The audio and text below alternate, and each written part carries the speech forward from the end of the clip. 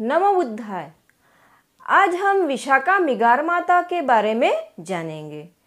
यह कथा है उस महान स्त्री की जिसने बुद्ध की वाणी को जीवन बनाया, जिसने सेवा को धर्म समझा और जिसने स्त्रियों के उत्थान में अमूल्य अमिट ऐसा योगदान दिया। उसका नाम था विशाखा मिगार माता।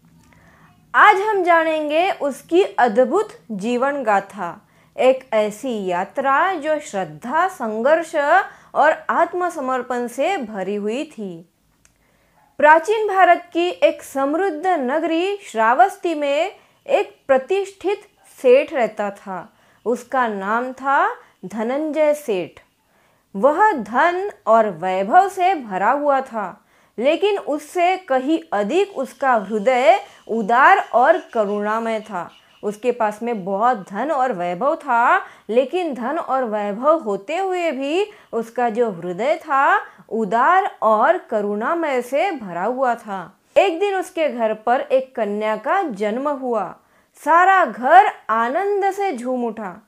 यह कोई सामान्य कन्या नहीं थी। उसका रूप, तेज और लक्षण इतने विलक्षण थे कि जब ब्राह्मण ज्योतिषियों ने उसका निरीक्षण किया तो वे चकित रह गए। उन्होंने कहा, यह कन्या पुण्य की साक्षात प्रतिमा है। यह नारी भविष्य में एक महापुरुष की शिष्या बनेंगी और अनेक स्त्रियों को मोक्ष का मार्ग दिखाएंगी। यह पुण्य की साक्षात प्रतिमा है और भविष्य में एक महापुरुष की शिष्या बनेंगी और स्त्रियों के लिए मुक्ति का मार्ग ये स्त्रियों को दिखाएंगी। उसका नाम रखा गया विशाखा। नन्ही सी विशाखा बचपन से ही करुणा और विवेक का अद्भुत संगम थी। जब बच्चे खेलते, वह निर्धनों को वस्त्र और भोजन देती। जब सभी बच्चे खेलते रहते तो वह निर्धनों को भोजन और वस्त्र देती। जब घर के लोग सज-धज में लगे रहते तो वह वृद्धों की सेवा करती। उसे सुनना पसंद था। वेद, उपदेश, धर्म और जीवन की कहानियाँ, धर्म, उपदेश और वेद, ये सब सुनना उसे पसंद था। पर एक दिन उसने ऐसा कुछ सुना जो उसकी आत्मा को झकझोर गया। एक दिन श्रावस्ती में समाचार फैला, एक महासमण आए हैं, सिद्धार्थ गौतम, जो अब बुद्ध कहलाते हैं। वे यथार्थ का मार्ग बताते हैं। विशाखा के पितामह मेघिया बुद्ध की ओर आकृष्ट हुए। विशाखा के पिता जो थे मेघिया, वह बुद्ध की ओर आकृष्ट हुए। उन्होंने बुद्ध और उनके भिक्षु संघ को भोजन पर आमंत्रित किया। विशाखा भी उनके साथ गई। भोजन पर आमंत्रित करने के लिए विशाखा भी उनके साथ गई। जैसे ही उसकी दृष्टि बुद्ध पर पड़ी, वह जैसे निश्चल हो गई। बुद्ध को देखते ही वह निश्चल हो गई। उसके भीतर कुछ जाग गया। उसने हाथ जोड़कर पूछा, भगवान, जीवन का सत्य क्या है? भगवान बुद्ध से वह पूछने लग गई कि भगवान, जीवन का सत्य क्या है? बुद्ध मुस्कुराए और बोले, जो जीवन सेवा, संयम और ध्यान में बीते वही सत्य है। अपना जीवन सेवा, संयम और ध्यान में अगर बीता तो वही सत्य है। उनके ये शब्द विशाखा के हृदय में बस गए। उसने वही प्रण लिया, मैं इस धम्म को जीवन भर अपनाऊंगी। और उसने वहीं पर बैठकर प्रण लिया कि मैं यह धम्म जीवन भर अपनाऊंगी। समय बीतता गया और विशाखा का विवाह हुआ। अब विशाखा बड़ी हो गई, समय बीतता गया और उसका विवाह हो गया। पुण्यवर्धन नामक एक व्यापारी से विशाखा का विवाह हुआ। पुण्यवर्धन सभ्य और सौम्य युवक था, परंतु उसका जो पिता था मिगार सेठ, एक कट्टर ब्राह्मण था। उसका पति पुण्यवर्धन एक सभ्य और सौम्य था, परंतु उसका पिता मिगार सेठ एक कट्टर ब्राह्मण था। बुद्ध और उनके धम्म का सख्त विरोधी था। विशाखा ने ससुराल में भी अपनी धर्म सेवा जारी रखी। वह ब्राह्मणों की बजाय भिक्षुओं को भोजन देती, बुद्ध की वाणी गुनगुनाती और पंचशील का पालन करती। मिगार सेठ यह सब देखकर भड़क उठा। मिगार को यह सब पसंद नहीं आता था। वह यह सब देखकर भड़क उठा।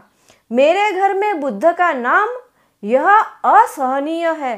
या तो यह सब छोड़ दो या यह घर छोड़ दो। उसके ससुर ने उसको बोला, मिगार सेठ ने, कि या तो तुम मेरे घर में बुद्ध का नाम बिल्कुल भी नहीं ले सकती हो, ये मेरे लिए असहनीय है। या तो तुम यह सब छोड़ दो या फिर मेरा घर छोड़ दो।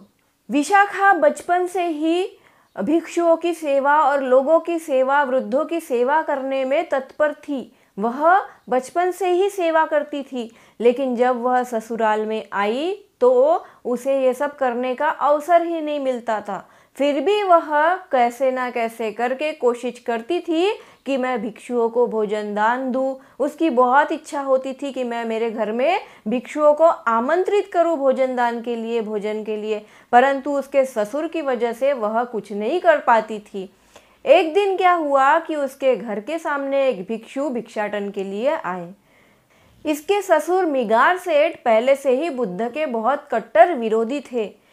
तो इसने देखा कि भिक्षु बाहर खड़े हैं और भिक्षु को ये अन्न भी नहीं दे सकती थी, तो इसने भिक्षु को ऐसे ही बोला कि मेरे ससुर रात का बासी अन्न खा रहे हैं, मतलब हमारे घर में अन्न है ही नहीं, तो मैं आपको कहाँ से दूँ। बात मिगार सेठ को पसंद नहीं आई और ये बात पंचायत तक पहुंच गई। पंचायत तक जब पहुंची तो विशाखा की भी सुनी गई और मिगार सेठ की भी सुनी गई।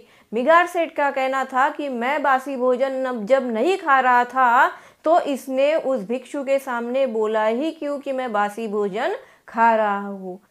परंतु बाद में विशाखा ने समझाया कि मैं भिक्षु को भोजन नहीं दे सकती थी और इसीलिए मैंने बोला कि मेरे ससुर बासी भोजन खा रहे हैं। इस तरह से मिगार सेठ जो था वह सुनने का नाम ही नहीं ले रहा था, परंतु विशाखा बोलने लग गई कि जहाँ सत्य की निंदा हो वहाँ मैं एक दिन भी नहीं रह सकती। पर चमत्कार हुआ। एक दिन मिगार सेठ असाध्य रोग से पीड़ित हुआ। किसी पूजा, यज्ञ या औषधि से उसको लाभ नहीं हुआ। विशाखा ने बुद्ध को आमंत्रित किया। बुद्ध आए, उपदेश दिया। बुद्ध ने उपदेश दिया, दया, संयम और करुणा ही सच्चा आरोग्य है। मिगार सेठ के हृदय में कुछ पिघला। वह बुद्ध के चरणों में झुक गया। वह रो पड़ा, मेरी आंखों पर अज्ञान का पर्दा था, आज तुमने मुझे दृष्टि दी। वह बोला, विशाखा, आज से तू मेरी माँ है जिसने मुझे नया जीवन दिया। तभी से विशाखा मिगार माता कहलाने लग गई। अब विशाखा का जीवन सिर्फ एक गृहिणी का नहीं रहा, वह एक धम्म प्रचारिका बन गई। उसने श्रावस्ती में भव्य पूर्वाराम विहार बनवाया, जहाँ बुद्ध और उनके भिक्षु संग ठहरते, ध्यान करते और उपदेश देते। हर दिन वह भिक्षुओं को भोजन, औषधियाँ और वस्त्र देती। वह स्त्रियों को एकत्र करती और उन्हें समझाती, स्त्रियों का उद्धार केवल विवाह, पुत्र और यज्ञ में नहीं है, बल्कि ध्यान, शील और जागृति में है। हम सब बुद्ध की शिष्याएं बन सकती है। उसने स्त्रियों को उपोसत का अर्थ भी समझाया। भगवान बुद्ध ने विशाखा को ही उपोसत के बारे में बताया था। उपोसत के 3 प्रकार बताए थे। उपोसत के लिए 8 शीलों का पालन करना विशाखा को ही भगवान बुद्ध ने बताया था। तो विशाखा जब एक दिन विहार में गई थी तो उसके गले में बहुत कीमती हार था और उसने उपोसत शील लेने के लिए वो विहार में गई थी।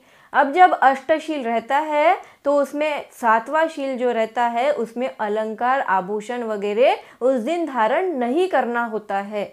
जो भी हमारे नाक, कान, गले में, हाथ में, पैर में कुछ भी अलंकार हो, कुछ भी आभूषण वो हमें उस दिन त्यागना होता है। तो विशाखा ने अपने गले का हार विहार में निकाल कर रख दी और वह वैसे ही चली गई भूल कर। लेकिन भंते आनंद को वह हार दिख गया।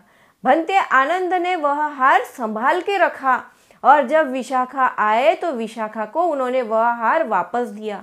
परंतु विशाखा बोलने लग गई कि यह हार विहार में था, मतलब अब यह मेरा नहीं रहा, अब यह आप लोगों का हो गया है, इसीलिए अभी इसको आप ही रखो। फिर उसने वह हार जितनी कीमत में बेचा उतनी ही कीमत में उसने एक जगह खरीदी और वहाँ पर पूर्वाराम विहार बनवाया, और इसी तरीके से फिर वहाँ पर बुद्ध और भिक्षु संघ रहने लग गए।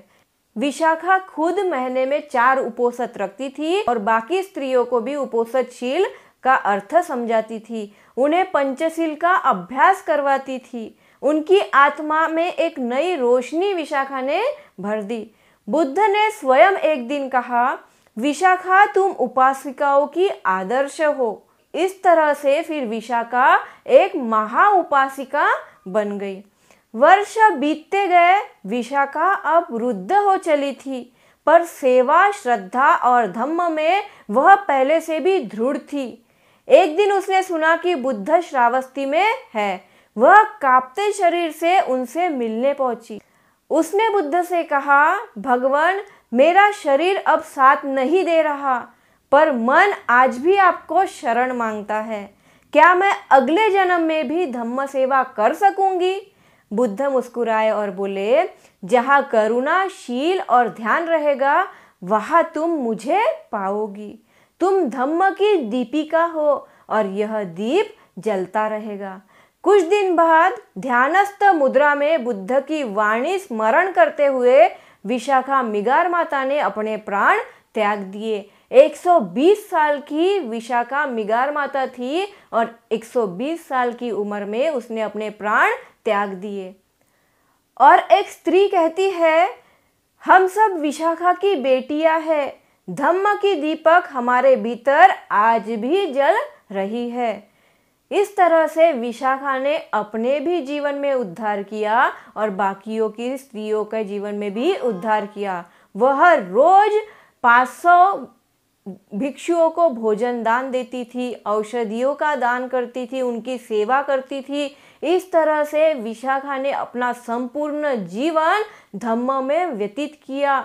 शांति, करुणा, मैत्री और ध्यान में उसने अपना संपूर्ण जीवन व्यतीत किया। लोगों की सेवा करने में उसने अपना संपूर्ण जीवन व्यतीत किया। और इस तरह से विशाखा मिगार माता एक साधारण स्त्री जो बुद्ध की विशेष उपासिका बनी, उसकी जीवन गाथा हमें सिखाती है, श्रद्धा, सेवा और सत्य के मार्ग पर चलने से कोई भी व्यक्ति महापुरुष बन सकता है। इस तरह से विशाखा मिगार माता की यह कहानी थी। यह हम सभी स्त्रियों के लिए बहुत प्रेरणादायक है। आज हम विशाखा मिगार माता जैसे तो बन नहीं सकते, परंतु थोड़ा तो भी बनने की कोशिश कर सकते हैं। इसीलिए आप भी अपने जीवन में शील, ध्यान और प्रज्ञा का अभ्यास कीजिए। साधु साधु साधु। वीडियो पसंद आया हो तो वीडियो को लाइक, ज़्यादा से ज़्यादा शेयर, और अगर आप चैनल पर नए हैं तो प्लीज़ चैनल को सब्सक्राइब कर दीजिए। नमो बुद्धाय।